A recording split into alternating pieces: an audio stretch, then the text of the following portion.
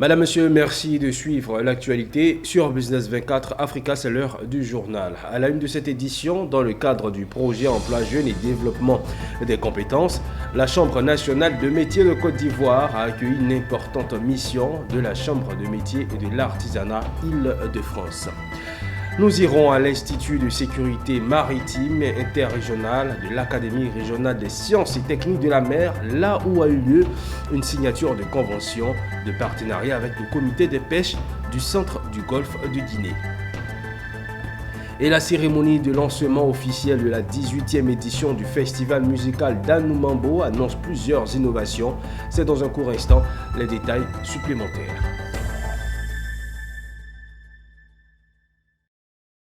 Nous débutons l'actualité avec de la coopération. La Chambre nationale de métiers de Côte d'Ivoire a accueilli du 23 au 28 mars dernier une importante mission de la Chambre de métiers de l'artisanat de l'Île-de-France dans le cadre du projet Emploi Jeunes et Développement des compétences. Cette visite s'inscrit dans une dynamique de renforcement de la coopération entre les deux institutions visant à favoriser le partage d'expertise, de l'amélioration des dispositifs de formation professionnelle et l'insertion durable des jeunes dans le secteur de l'artisanat. Cette mission vise à améliorer les capacités institutionnelles de la Chambre nationale des métiers de Côte d'Ivoire et à soutenir le développement de l'artisanat ivoirien. Des rencontres et visites de terrain sont prévues à Abidjan et Bouaké. La délégation est conduite par Francis Bussière, président de la Chambre des métiers artisanales Île-de-France. En se mettant tous les deux, en se prenant la tête toutes les deux institutions et en trouvant des choses qui n'existent peut-être pas tout de suite. Et c'est ça qui est intéressant dans notre exploration mutuelle de notre fonctionnement, de nos perspectives sur des problématiques qui sont des fois communes, et bien de pouvoir trouver ensemble. Parce que en fait, entendez bien, moi je m'enrichis en étant ici. Ouh là là, j'ai appris qu'il y avait cette fameuse attestation. Et là je rêve tout d'un coup d'importation. Et tout d'un coup je me dis, oh là là, mais j'aimerais tellement avoir une chose comme ça. Donc si vous voulez, c'est un enrichissement mutuel. Oui, il faut dire que cette collaboration elle date de belle lurette. Aujourd'hui, ça va être encore un pan de plus. Parce qu'on avait commencé cette collaboration il y a très longtemps et des missions ont été faites à la Chambre du métier de l'Île-de-France. Et aujourd'hui, avec la Chambre du métier de l'Île-de-France, nous allons élaborer notre stratégie de développement. Et c'est cette collaboration que nous attendons d'eux. Et les pieds sont déjà, le débat est déjà planté. Et nous attendons beaucoup de choses d'eux, comme eux aussi ils attendent beaucoup de choses de nous. Comme il a dit tout à l'heure, on apprend d'eux et eux aussi ils apprennent de nous. Et donc c'est un partenariat gagnant-gagnant pour les deux États, les deux chambres de métier. Un partenariat qui s'inscrit dans le cadre du projet Emploi Jeunes et Développement des compétences, financé par la Banque mondiale. Autre point de l'actualité, récemment l'Institut de sécurité maritime interrégionale de l'Académie régionale des sciences et techniques de la mer a procédé à la signature d'une convention de partenariat avec le comité des pêches du centre du golfe de Guinée, de la commission sous-régionale des pêches et l'agence européenne de contrôle. Cette convention vise à promouvoir un cadre de collaboration qui permettra de renforcer les capacités des personnels administratifs de pêche des États de l'Afrique de l'Ouest. Cette cérémonie a été couplée à l'ouverture de l'atelier régional sur la gestion des risques de pêche. Michel Brou nous donne plus de précisions. Échange de parapheurs et des signatures exécutées par l'ensemble des partenaires. C'était tout un engagement visant à bâtir un partenariat durable entre les acteurs du secteur marin à l'Institut de sécurité maritime interrégionale de l'Académie régionale des sciences et techniques de la mer. Une approche concertée face aux défis de sécurité maritime, unissant ces institutions, notamment dans la lutte contre la pêche illicite. Désormais unis dans le cadre du projet West African Sustainable Ocean Project, ce sont l'Institut de sécurité maritime interrégionale, le comité des pêches du centre-ouest du golfe de Guinée et l'agence européenne du contrôle des pêches.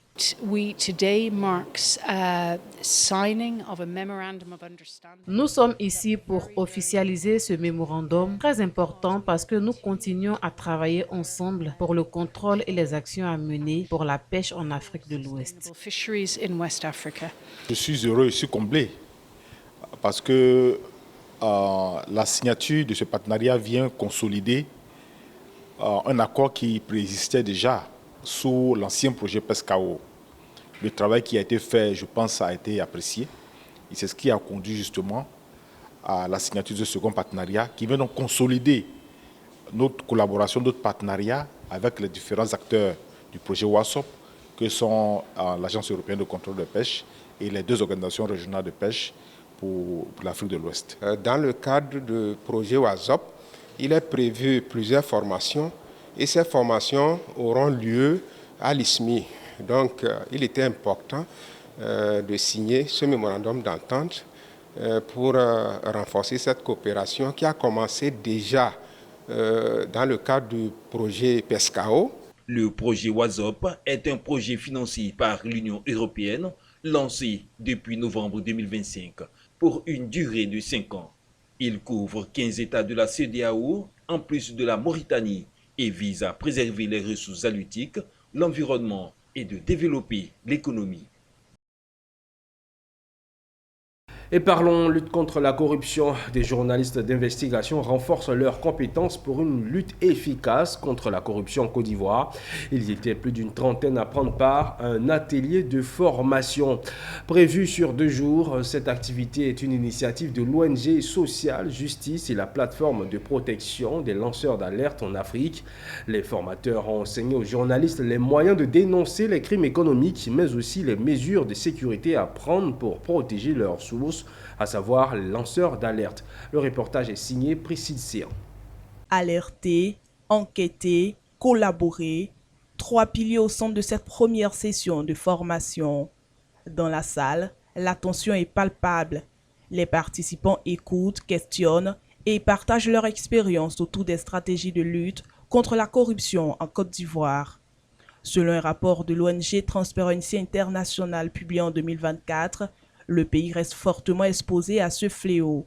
Les journalistes d'investigation présents évoquent des cas concrets de plus en plus fréquents. Un diagnostic qui met également en lumière le manque de formation des acteurs du secteur. En se référant ne serait-ce qu'à l'indice de perception de la corruption de l'ONG Transparency International qui est chaque année communiqué. Et pour la Côte d'Ivoire, cette année, c'est par exemple 43 points sur 100 pour ce qui est du score de la Côte d'Ivoire. La lutte contre la corruption requiert qu'on ait la bonne information, une information fiable, mais aussi qu'une enquête rigoureuse soit menée. Notre atelier de formation tend à répondre à ces 2 soucis notamment. Donc comment collecter la bonne information, mais surtout comment outiller les journalistes et autres acteurs de médias à mener des enquêtes rigoureuses. Dénoncer la corruption demeure un acte courageux, mais non sans risque. Les lanceurs d'alerte sont souvent confrontés à des pressions, voire à des menaces. Les lanceurs d'alerte sont victimes de nombreuses représailles qui peuvent aller du licenciement au travail. Et des fois, il y a même des menaces qui peuvent porter atteinte à la dignité, qui peuvent porter atteinte à la morale. Et des fois, ce sont des menaces qui vont pratiquement porter atteinte au physique même de la personne. Et dans les pires des cas, ce sont des personnes qui sont assassinées ou qui sont contraintes de vivre à l'exil en dehors de leur pays. Pour y remédier, une loi est actuellement en préparation au sein de la Haute Autorité pour la bonne gouvernance, avec pour objectif de renforcer la protection des lanceurs d'alerte. Ouvrons la page culture à présent. Proposée par Atlantic Group, la candidature du Poro pour son inscription sur la liste représentative du patrimoine culturel immatériel de l'humanité de l'UNESCO fait l'objet d'un atelier de restitution et de validation les 24 et 25 mars à Cocody. Victoire Dié pour des précisions.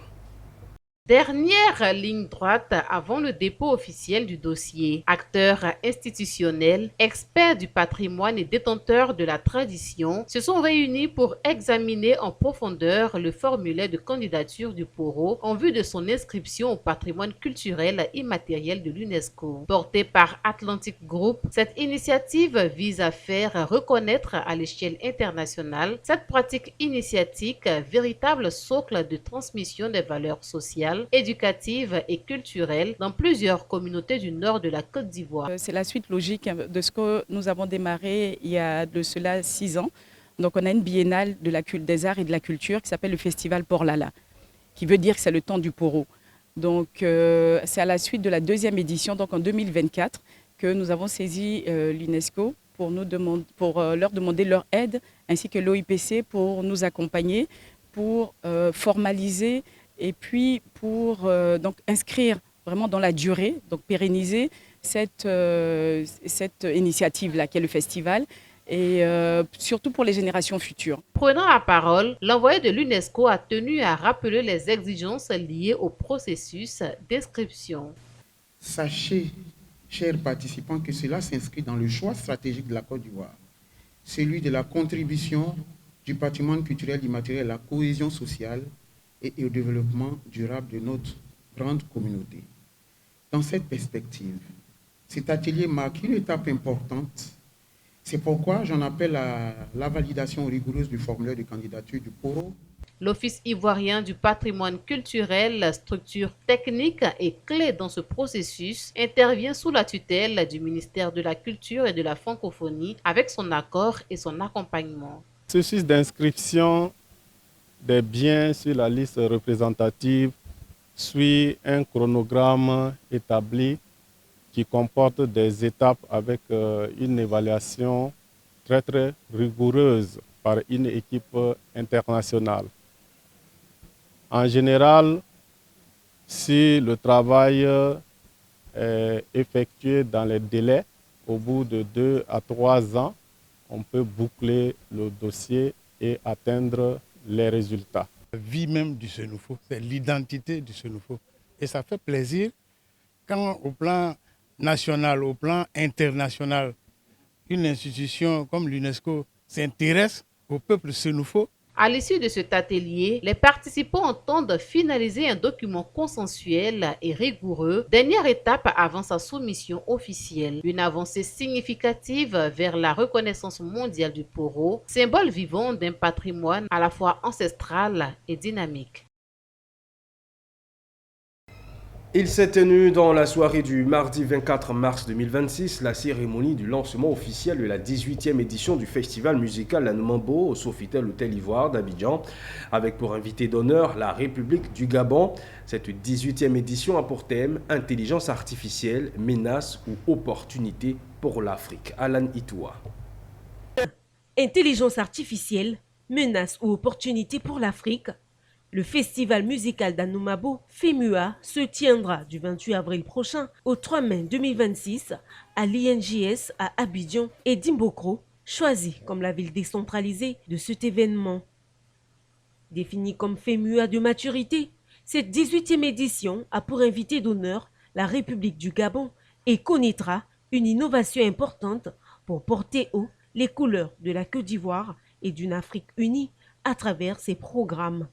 Et aujourd'hui, nous tous on sait que l'intelligence artificielle aujourd'hui est en train de vraiment prendre de l'ampleur.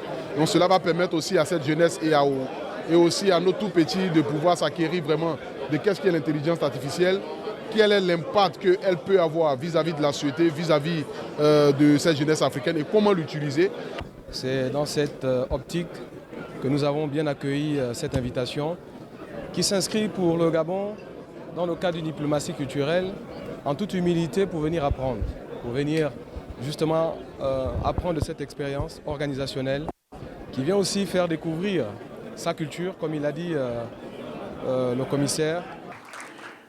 Je suis là ce soir au nom du commissariat général du FEMUA pour vous présenter la nouvelle édition du FEMUA. C'est un cru. On dira pour le futur. Les gens entendront parler dans des années à venir parce que ça va être un FEMUA exceptionnel. Chaque année, nous essayons de faire plus. Et chaque édition de FEMIA qui arrive a un défi à relever par rapport à la précédente.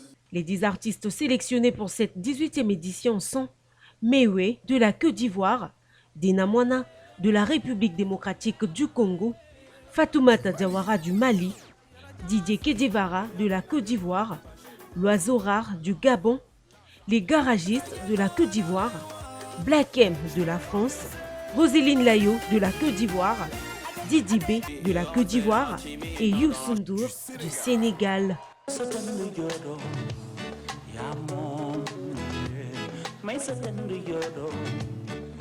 Une page d'éducation à présent, et c'est dans la région de la Nawa, plus précisément à Soubré, que nous vous emmenons, où plus de 30 000 candidats ont pris part ce mercredi aux examens blancs du BEPC et du baccalauréat. Ces compétitions sont initiées dans l'objectif d'évaluer les performances des élèves en vue d'améliorer les résultats scolaires au niveau régional. Selon le premier secrétaire général de la préfecture de Soubré, les épreuves se sont déroulées dans de très bonnes conditions. Le commentaire est signé Priscille Séan. C'est une étape clé dans la préparation des candidats aux épreuves de fin d'année. Ces examens blancs du BEPC et du baccalauréat de Soubré dans la région de l'Anawa démarrent par une cérémonie officielle de lancement. La séance est présidée par le secrétaire général 1 de la préfecture, Ambroise Conan. Aux côtés des autorités administratives et éducatives, il visite les salles de classe pour apprécier les conditions d'organisation. Sur place, le constat est satisfaisant. Les enfants sont ce matin dans de très bonnes conditions parce que l'équipe en charge de l'organisation des examens blancs a presque tout mis à disposition pour que ces examens blancs se déroulent dans de très bonnes conditions. Et donc nous avons procédé au lancement et nous avons instruit tous les surveillants à l'effet de mener une surveillance de qualité. Nous avons organisé ces examens en respectant, n'est-ce pas, l'organisation qui est pratique. L'organisation pratique, n'est-ce pas, aux examens de fin d'année. C'est-à-dire que nous avons fusionné des centres, nous avons affecté en ville, n'est-ce pas, des candidats dans les différents centres, mais où nous ne pouvons pas déplacer les candidats, il y a des candidats hors zone, ils composent sur place. Et à la fin de tout cela, il y aura des corrections groupées. Ces examens blancs concernent plus de 30 000 candidats. Ils se déroulent dans des conditions similaires à celles des examens officiels afin de mieux préparer les élèves. Après les épreuves, des corrections groupées seront organisées avec les enseignants. Les résultats seront ensuite publiés rapidement pour permettre des séances de rémédiation. Les élèves du secondaire et du primaire des lycées et collèges de la région du Gontougo ont vu leur connaissance de mathématiques être évaluée à l'occasion du concours régional mathématiques dénommé Professeur Saliou Touré pour le secondaire et Génération mathématique pour le primaire.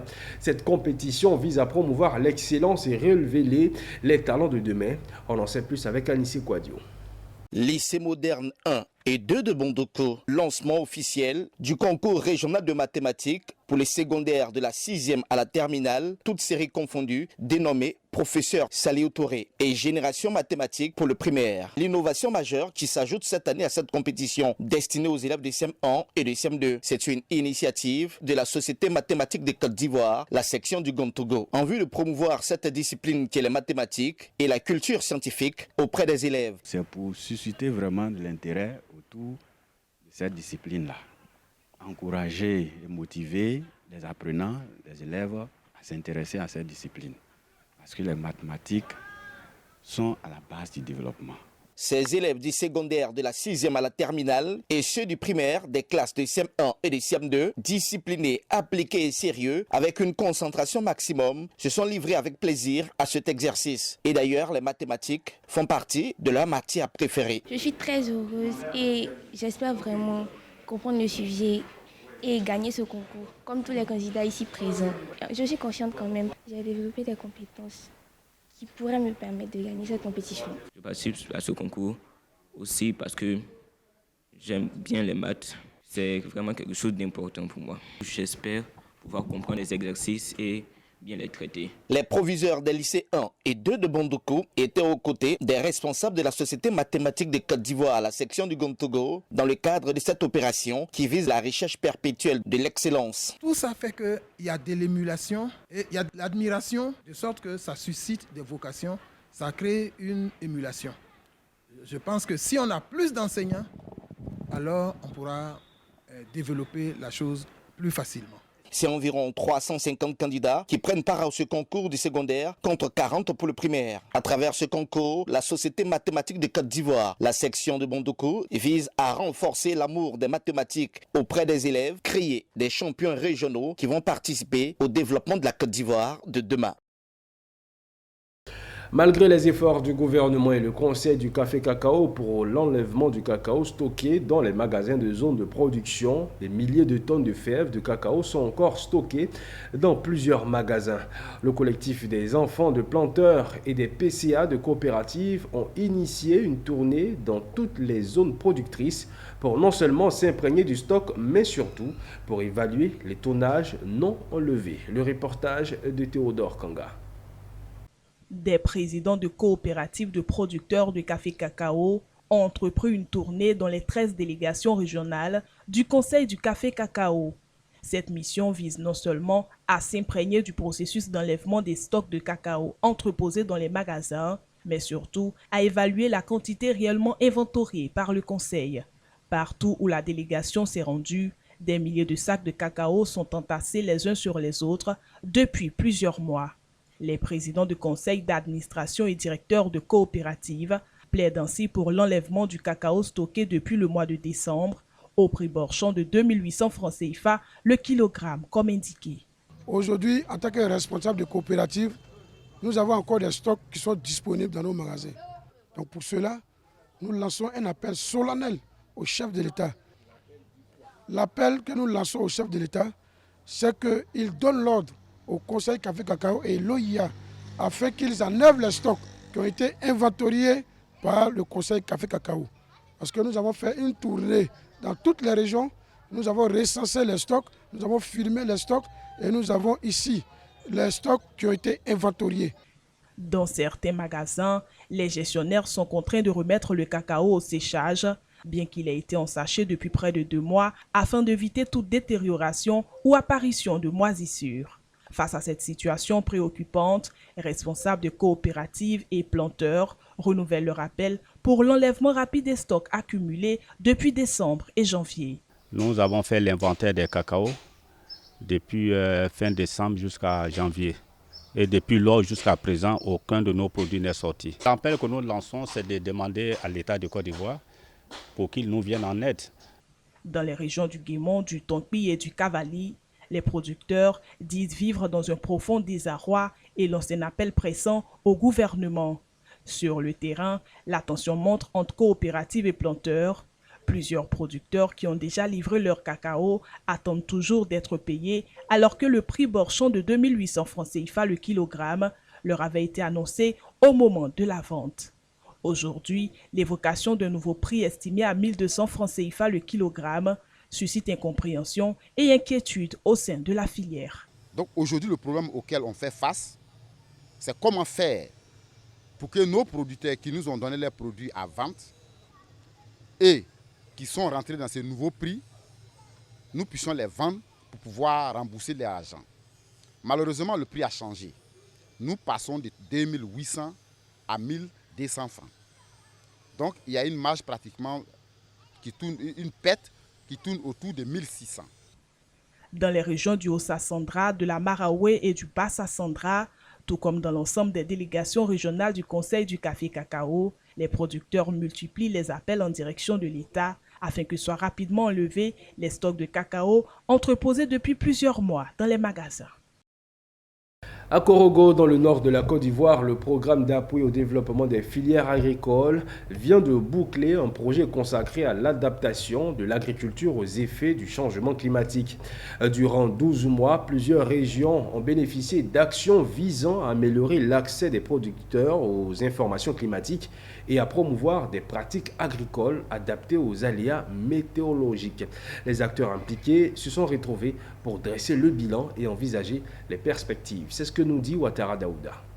Réunis à Korogo, responsables d'institutions publiques, partenaires techniques, organisations de producteurs et autorités locales dressent le bilan d'un projet consacré à la résilience climatique des producteurs agricoles. Pendant 12 mois, cette initiative du programme d'appui au développement des filières agricoles PADFA a été mise en œuvre dans 5 régions du pays, le Poro, le Beke, le Ambol, le Tchologo et la Bagoué. Menée en collaboration avec le Centre international de recherche en agroforesterie, ICRAF. Le projet visait à renforcer les capacités des petits producteurs face aux effets du changement climatique. Avant que ICRAF n'arrive chez vous, c'était très dur. Parce que chez nous, il n'y a pas beaucoup d'eau. On était obligé d'arroser matin, midi, soir, matin, midi, soir. À la fin, il n'y a pas de production, l'eau finit. Mais quand ICRAF est venu, on a commencé à arroser une fois dans la journée. Maintenant, même avec le paillage, même là, 2 à 3 jours, tu n'as pas. Mais ça ne se sent pas. Moi, je disais que PADFA est la bienvenue et c'était mon inquiétude. Je me posais question. Si PADFA va et ICRAF va, on sera qui? Nous, les producteurs. Vraiment, notre souhait était que ce projet soit continuel. Le projet devait faire face à un problème climatique qui pourrait compromettre les efforts déjà entrepris et ICRAF a apporté l'information climatique qu'il faut, notamment les périodes optimales de semis et les conseils de pratiques agricoles. Il s'agit principalement d'informations sur le changement climatique, sur les bonnes périodes de semis, sur les bonnes périodes d'intervention avec les intrants et sur les bonnes périodes aussi de récolte. Et à côté de cela, il s'est agi de renforcer les capacités des producteurs sur les bonnes pratiques climato-intelligentes, notamment sur la conservation des sols, la conservation de l'eau et tout cela pour justement impacter la production et les rendements, in fine, réussir à impacter les revenus des paysans.